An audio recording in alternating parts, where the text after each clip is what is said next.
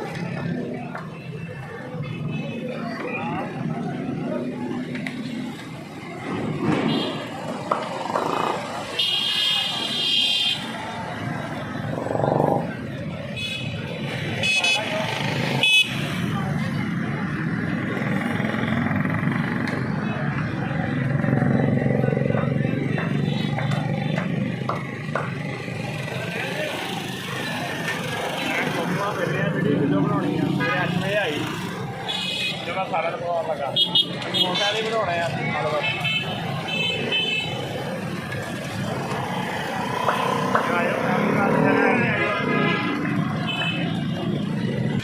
आयो सारा आयो यही है जनाब अपना होटल।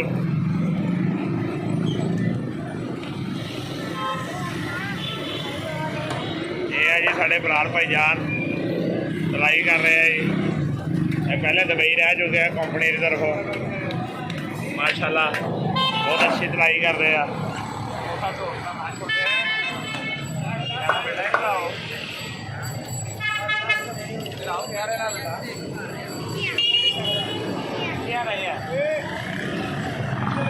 आ साढ़े नोमा भाई जान है जी ये मठियाई का काम करते हैं समोसे बनाते तैयार करते हैं।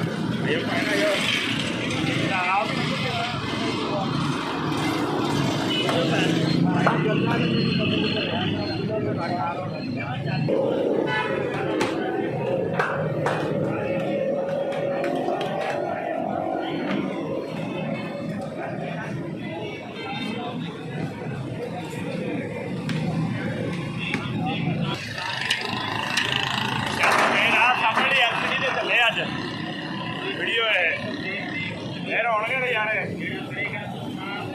नाल मेरी नवी तस्वीर है गुजर बाबा होटल आज चलनी है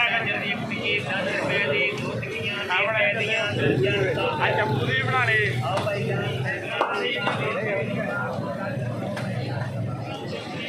पैक कर दियो प्रशाद देते गर्म ही कर दियो गर्म ही।